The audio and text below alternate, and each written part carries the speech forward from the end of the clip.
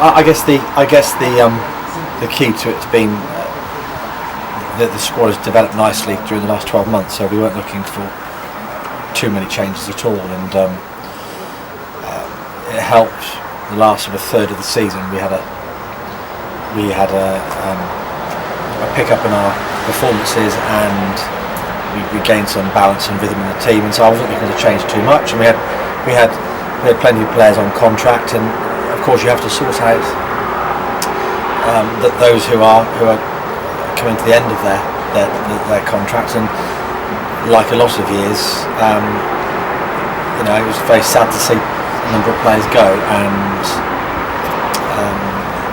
they're not necessarily players I wanted to leave, but you just have to make decisions based on using your budget, of course, leaving space for one or two new signings, and obviously the emergence of younger players who come onto the scene and proved their worth, such as Ollie Watkins and others, who do very well. So it's a forever moving piece of work, really, and you continually have to capitalise on what's working and try to add one or two new things. So it didn't require too many signings this year. We've got sort of 3 or 4 main signings coming into the team, and probably a bit all. With one or two of the players that you didn't offer deals to, was that simply because you didn't feel that it was going to be a deal that could be done? Well, no, not at all. That's not the case at all, because I'm sure in one or two of the situations we didn't even enter into the discussion of how much or what length of contract. It was just a case of I think it would be a misconception, an easy misconception, to think, well, a manager decides yes or no on a player, and that's a judgment of whether the player's good enough or not. It's not the case. And I think most of the players who left us, I still consider certainly be able to continue playing at the club at the level we're at, and I had no doubts on their performance. But you can't sign everybody, and you make priorities within the squad. Don't forget, players don't all start and finish their contracts on the same day. You've got players who are midway through a 2-year contract. Clearly they're not up for discussion. So you're not actually judging the whole squad at the same time. There's the ones who come out of contract, and just the way the finances move, and it's always a fluid situation within a squad, is that you can't sign everybody. You bring new players in, and you've got young players coming through, you're going to end up with 50 players. So you have to make a priority of certain positions. I wanted to sign 2 or 3 players for certain reasons, and then after that it's a case of I was hoping. Hoping is the wrong word. Just there's every chance that things would change over the summer. So a player leaving, or asking if he could re-release from his contract, or a player being bought, and then of course the finances change. So it's always a case of trying to keep as many options open as you can. I was very straightforward with the players that were leaving, that if I could sign them I would, but at that particular moment I wasn't offer for them, because that's the way a squad works. Sure. Of the 6, obviously Woody has now re-signed. Is there likely to be anything for David Noble or Aaron Davis, or are they? Well, as it stands at the moment, we are where we are. I've not sold a player over the summer. Nothing's changed, and I'll say to you what I've said to them, which is, nothing's changed. Are they with you at the moment, or are they elsewhere? No, they're not here. They're both players I'd like to have kept.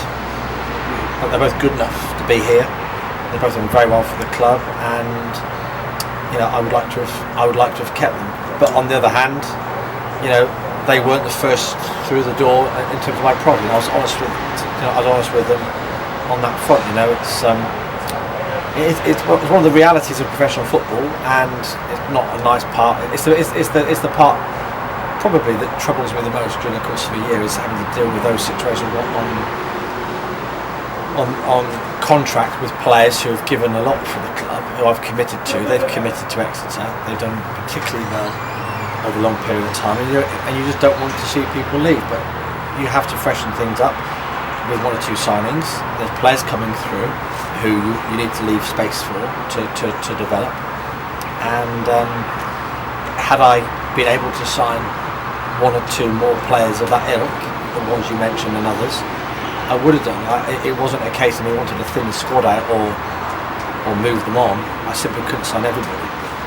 I used the word earlier, and it does appear that because you were the first of the Devon sides to get back into pre-season training as well, is this part of planning just to try and get a step ahead and really hit? I know you wouldn't want to hit the ground running, but really hit the season running. I don't think we've ever not wanted to do that. No. But we've had again. This all works back to economics. We've had a healthy, really healthy last 18 months, and we've got another year ahead of us. So you work through that period. We're not just entering that period now. We've had 18 months, 12 months of knowing what's coming next. So as a manager, I can plan more than the normal 6 months in advance. I've been able to plan a year or 2. So the signings last year, like Lee Holmes and Bobby Legend, have all been players who've been signed a 2-year contract with a purpose. Ryan Harley coming back, and other players have been signed with a purpose of putting this team together over a couple of years. So by definition, we're halfway through that. I'm starting this year, not with the task of trying out new things or having to give too much information to the squad. We have a few things to discuss. Our focus is on 1 or 2 elements to our team that will improve our performance.